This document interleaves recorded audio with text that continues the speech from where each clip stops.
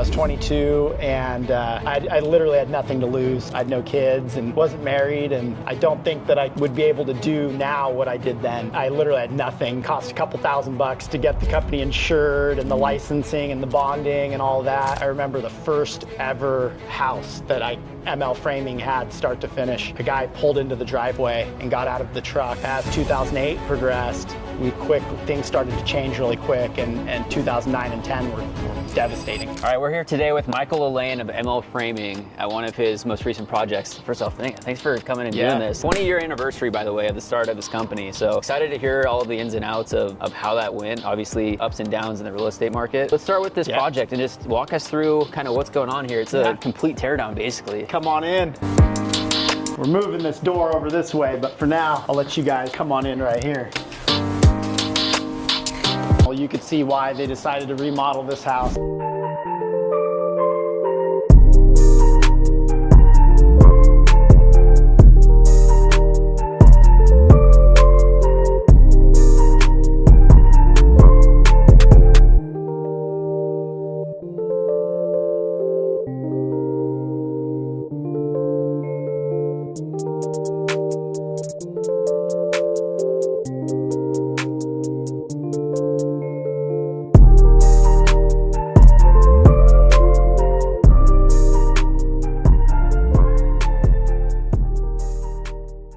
So with how extensive this project is, like where's the starting point and how long does it take to come up with a vision of what's going to happen to this house? Yeah, I mean, it starts with the homeowner having a dream, and the design phase is so important to get the design dialed in. Usually that's a few month process, and they break, once they have permits, they can break ground. And if you look down here, you'll see, there'll be a deck out here, and that's what those footings down there are for. But once you break ground, there's a month process or so for the concrete foundation work, and then we're here. So I'm usually working on these projects 6 months or so before my guys ever step foot on site. So they don't really see what I'm doing behind the scenes. And this is a 3-story. Yep, 3-level addition. We'll have a beautiful deck out here with the view. And then this room is like the wow factor right here with the wide open, tall ceilings. We have roof trusses coming early next week. And then next week we'll finish the roof framing to get it ready for the roofer so that the house isn't leaking like it is today. Yeah, so the full extent of this project from start to finish, how long in total do you think that will be? The whole project, probably a 1-year project. The framing stage is, roughly 6 to 8 weeks of that, but the whole project start to finish, probably a year. Yeah, and so ML Framing, can you just walk us through what it means to frame a house or the full extent of your company? Yeah, we're the bones, we're the skeleton. Everything attaches to the framing, and so we pride ourselves on leaving everything ready for everyone that comes behind us. So we leave every room ready for plumbing, electrical, HVAC. Those are the guys that come in after us. The first people that come in after us are the roofer, and they dry it in from the top down, but we make sure that all the rough openings are ready for the windows, the doors, the interior doors, and we make sure that everything is smooth, square, straight, plumb lined, so that it doesn't just look good from outside. It's got to look good when cabinets are going into the walls. Yeah, and how many projects do you have going at one time? We normally have 4 projects ongoing at a time, a few that are coming up right behind that. And then, I personally have my hands in on the customer service aspect of the projects we've just finished. And then my lead guys actually manage the job site. So my lead framer is the one that runs this job so that I'm not having to be out here every day while the actual process is happening. Yeah, and how many employees are you up to now? Or is it contracted employees? We have 12 guys, and so we have 3 framing crews, and I keep one carpenter separate from my framing crews that does custom stairs, decking, handrail, stuff like that. And then the framing crews are normally 3 to 4 guys, and a lot of times we have to get a crane to come out to help lift heavy beams, or a forklift on site that's a help. And what's the full extent of, like, what's your minimum project that you're looking for? What's your ideal client? Yeah, I mean, when people say they do jobs small to large and everything, we're that company. We have 1-day jobs where we have 2 guys go and just remodel a little bathroom kitchen area. Most of our jobs are probably 4 to 5 weeks long, but there's times we have a job that we'll put 5 guys and they're out there for 3-4 months. On the extreme end, I've had 14 guys on a job for a year. Normally these type of jobs, you have 4 guys and they're out here for 6 to 8 weeks. Yeah. And then like what region or what area do you service? What's the full extent of that? Yeah, I mean, normally we're in the Greater Vancouver, Portland metro area. If you drew a 30-minute driving circle around Portland and Vancouver, that's normally where we're at. But we did just finish a job out at the coast. So we do go to the beach, Long Beach, Washington. We have an account out there. So we've done a lot of work at the coast. Really, we'll go anywhere in Oregon and Washington. Yeah, sweet. Let's find a spot and sit down. Yeah. All right, so we couldn't sit down. We had to have this view be in the background of the episode. So, but yeah, let's just take it back 20 years today, which is wild. Great timing for it. But so that's 2005. Just walk us through the origin story of how you came to start this business. Yeah, I was pretty fortunate. I'd played baseball my whole life, and I had just got done playing a year of college baseball, and I knew somebody that owned a framing company, and he gave me an opportunity to come out and carry wood uphill all day long, literally, because he built these beautiful homes on these hillsides. And so I spent like 6 months just packing lumber around, and at the end of like 6 months, I begging, like, can I shoot a nail gun? You know? And eventually they let me start, learning a little bit more, but it was a tough journey because he framed really hard houses. So I didn't learn on easy projects. That's the normal way, you start with something easy. Yeah. And build your way up. But 20 years today is just mind-boggling because there were a lot of ups and downs along the way. So that puts you at 22 years old when you started the business? Yeah, I was 22, and I literally had nothing to lose. I had no kids and wasn't married, and there was an amazing young lady that was with me the day that I actually started the company, who's my wife now. And now we have 3 sons, and so things are a little bit different. I don't think that I would be able to do now what I did then, because of the commitment that it took to build this company from nothing. Yeah, take us through the early days of starting the business, getting your first job yourself as a company, and the process of getting insurance for the company to handle what could happen on a project. Yeah, I remember I literally had nothing, and it cost a couple $1,000 to get the company insured, and the licensing and the bonding and all of that. But pretty quickly I was able to start to line up some jobs because the market was still really good. Like in 2006 and 2007, the housing market was still really good, and I was just young and naive enough to think that that's just the way it was. And I remember the first ever house that ML Framing had start to finish, and a guy pulled into the driveway and got out of the truck and just said, "Hey, who's the framing contractor out here?" I was trying to stay humble, I was young, and I just was like, "Oh, I'm the framer out here." And he's like, "You are? Really? You look pretty young." And I was like, "Yeah." And he started looking around. He goes, "Well, dang, your framing is clean." And he goes, "Well, I have 6 more houses that I need framed." Seriously? And the guy literally pulled into the driveway, right? That's how the market was in 2007. And then as 2008 progressed, things started to change really quick, and 2009 and 10 were devastating. Yeah, so those first few years they were throwing money around like crazy, approving every loan under the sun. Yep. And then, so just walk us through those tough years, obviously a huge shift in the market.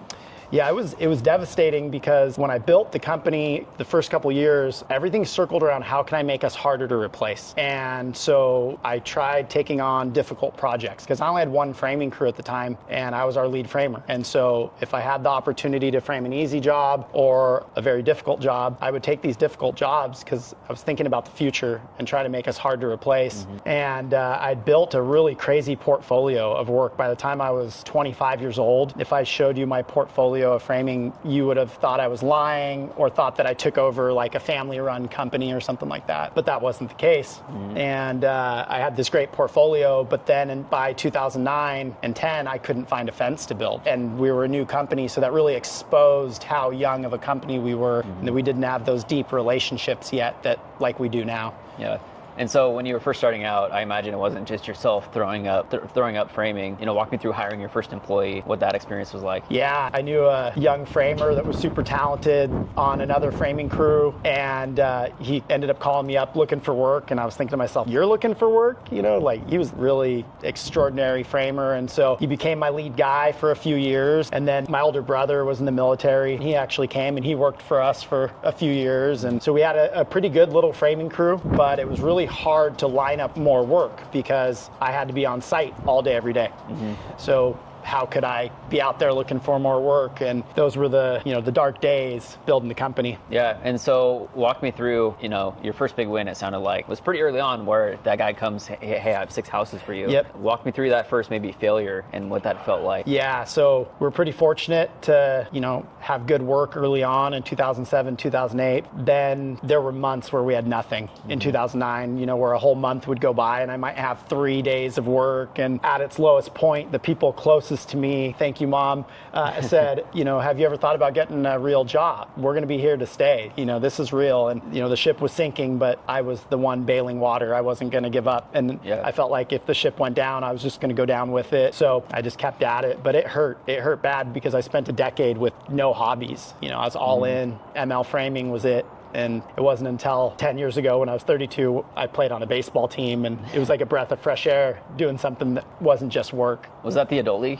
here in Portland? Okay. Yeah. And so Michael and I actually met through the Richfield Mashers, that program out there, and talking about baseball, how baseball is a game of failure, and maybe how if you grow up playing the sports where you're failing constantly and you're always trying to improve and you expect the failure to come, and so your mindset might be a little different, and it's not about focusing on the failures, but if you're winning 3 out of 10 times, you're an all-star basically. And so maybe walk me through how growing up playing baseball and learning how to fail the right way maybe helped with business. Yeah, I mean, baseball's such a game of failure, and things just don't go your way, and you just got to get up and keep putting your cleats on. And that really did help me through the tough times with framing, because there were times where we had to go look for work. I'd go to visit 10 jobs back in 2009, and only 2 people would even call you back, and you might get one of those jobs. So you literally would land like 1 out of 10 jobs. So the amount of legwork you had to do just to keep your guys working, it was brutal. But I had the mentality that every no was just leading me closer to a yes. And so I was okay with the no's. It was like,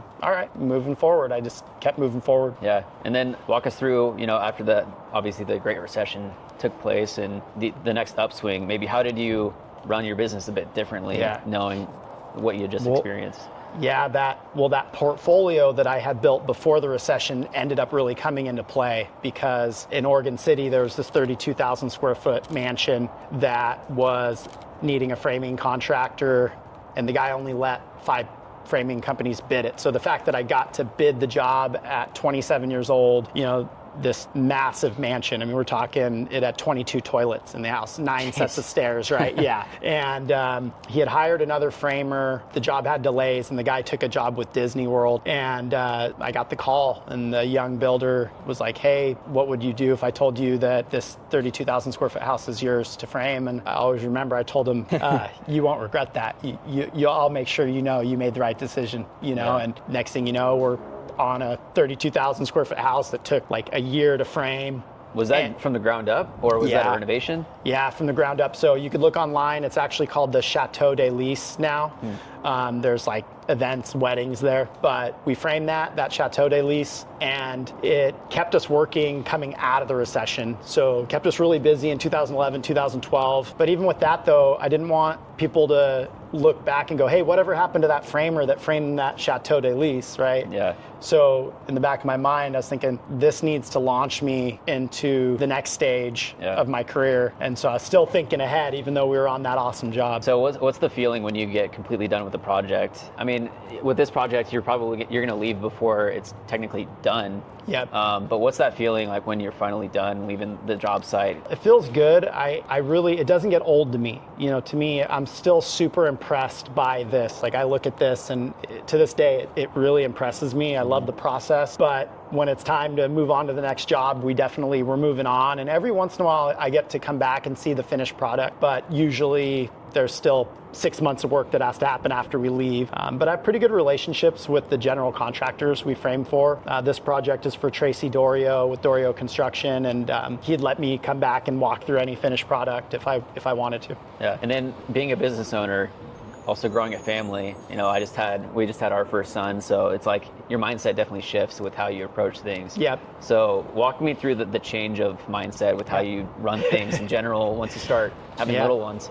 Yeah, one big change was I had my home office And I realized when I had this 18-month-old kid making a lot of noise and crying, and I thought, I might need to get an office outside of my house. Yeah. And so I ended up, renting a little office space outside of my house, and I still have that office to this day. And that was the first thing, was just getting an office outside of the house. But having kids changed everything for sure, because you got to become a better version of yourself. It's much bigger than work now. You got to grow into the best man that you can be. And I grew up fast in business, but then I felt like I had to start back over again and grow into the man that could handle not just the business, but being a father. Now we have 3 sons. Yeah, and what's it like to show them that portfolio of your work, of explaining what Dad has done to get them to this point? Yeah, I mean, we posted a video today for our 20-year anniversary, and you'll see there's pictures of my kids on job site. I don't think they completely understand what I do, because they're first, third, and sixth graders. I do plan to teach them how to frame, and so that they have those skills for themselves. It's up to them to determine if they want to get into the business someday or not on their own. They're little baseball players already and have other things going on in their lives. But yeah, being a father definitely has changed the game, as you know now. Yeah, right. And then advice for business owners. If there is one piece of advice that you could pass down to someone who's starting out, or someone who's going through a rough time in business, what would you tell them? I mean, the best advice I would give someone is, you got to be all in. If you sit back and you hope that it's going to work out, it's not going to work out. Because in business, you're either moving forward or you're moving backward. And, you can't stand still, because if you are, there's somebody that's just passing you by, right? You got to be all in. And if you set a goal that you want to achieve something, then be real about it. Like I set this goal and I wasn't going to fail, and it hurt, and it probably will hurt if it's a big goal, but business isn't for everybody, that's for sure. And you might look crazy to some people, like you mentioned your mom asking if you're going to get a real job, but like you have a vision in your mind, and you just need to stick to doing every day what you know is going to get you to where you want to be long term, and just block out all the external noise. Yeah. Because you're basically looking at a blank wall, and you could see it, but nobody else can see it. Right. And so, you're kind of a psychopath, Yeah. And then getting into some Richfield, that's where we ended up connecting, was through the Richfield Mashers up there. So how did you first get to Richfield, Washington, get involved in that community, and then through the experience of growing now the Mashers? Yeah, I was actually just built my mom's house start to finish. I don't normally like to build start to finish homes. It's not my normal thing, but I built my mom's home in Woodland, and during that process, my wife had found a property in Ridgefield and said, hey, let's go look at this property. And I did not want to build our house. I was not ready to do that. I hadn't recovered from building my mom's house yet, and I need to run my company. And we have young kids now. But she said, hey, let's go look at the property. So I went out there. I didn't even completely understand what I was looking at, because it was just a mess. A lot of blackberry bushes and everything. But we bought 2 acres in Ridgefield, I guess about 9 years ago. So 8 years ago, we built the house, and it was definitely a journey building that home. But I'm super grateful that we did what we did, because Ridgefield's a phenomenal community to be part of. So that was 2017 in that range? Yep. So at the time, Ridgefield was obviously, I mean, they were starting to really grow, but not quite what we've seen the past 5 years, especially with, In-N-Out, Costco, like all this mass development. So when you first moved to Ridgefield, what was the feel like? It was a small farm town kind of thing, and now what's it feel like? It has grown so much this last 8 years. The neighborhoods, especially all these neighborhoods that popped up that have 100, 200 houses, seeing Rose Hours and the gas station, and now Les Schwab and Costco, In-N-Out Burger, Chipotle. It's blown up. But one thing I love about Richfield is when you go downtown, it feels like things haven't really changed. I spent a lot of time at Abrams Little League Park, and it's just super old school Richfield, romantic down there. The 4th of July parade every year. It still has that small town feel, but it has just blown up. Yeah. How like in the know of what's coming in the future are you with Richfield? Are you involved in some of those conversations or communities? I need to start attending like town hall meetings and stuff, because I live in Richfield, but I need to know what's going on, Yeah, I don't know everything that's coming up, but Matt Cole, the mayor there, and actually this house right here, Tracy Dorio, the GC, his sister is the sheriff in Ridgefield. So we are pretty connected with, some of the right people in Ridgefield, but I think there's a lot that we don't really know about. Yeah. And I actually just had Matt Cole on, and they're going through their 10-year growth plans. And so like that, it's like 200 acres between Costco and A that they're looking to work on rezoning. Wow. Because it's been zoned agricultural. Yeah. And it hasn't been farmed on in 30 plus years. So like the reason why Ridgefield is blowing up right now is Vancouver is basically completely saturated. There's no more land to build on with single family. So it's just pushing up by 5. The demand is here to keep building. So yeah, I mean, Ridgefield's going to be just keep blowing up. Man, yeah, it's still the fastest growing city in Washington, isn't it? Yeah, it's wild. Man, it's amazing that it can just continue that way. Yeah, and then I guess kind of getting into it, like this is a mortgage and real estate channel, Yep. right? Walk me through, and you might not be involved in this at all, but what does financing a project like this look like for the average person? I mean, it's everything to most people. To most people need a loan. Some of our projects, the river of people's money might lead to the ocean of their money, and they're not worried about interest rates because they're writing checks and there's no loan involved. But for most people, just getting approved for the loan is the green light. It's like, okay, we can make our dream come true. And so, a lot of people are looking for that right bank to connect the dots and see if they can get approved. And when they realize, oh, maybe my dream can come true, then now they're looking for the house or the property to start designing. Well, so for someone that is interested in a renovation project, building a home from start to finish, how can they reach out and get in contact with you? Yeah, I mean, all of our information's available online. If you Google ML Framing, or if you know somebody that knows me, we're pretty quick to get back to anyone that wants to, discuss a project. And even if your project's 6 months away or 2 years away, information's free. So I'm always available for a phone call or a job site visit. And, yeah. Awesome. Well, Michael, really appreciate your time. Again, congratulations, 20 years. I'm sorry that it's so cold and wet out here today. This is a PNW winter. I mean, what else can you expect? This is amazing. Yeah. Congratulations, though. Dude, thank you. It means so much to me. Yeah. I appreciate you guys. Yeah. Awesome. Thank you. Yeah.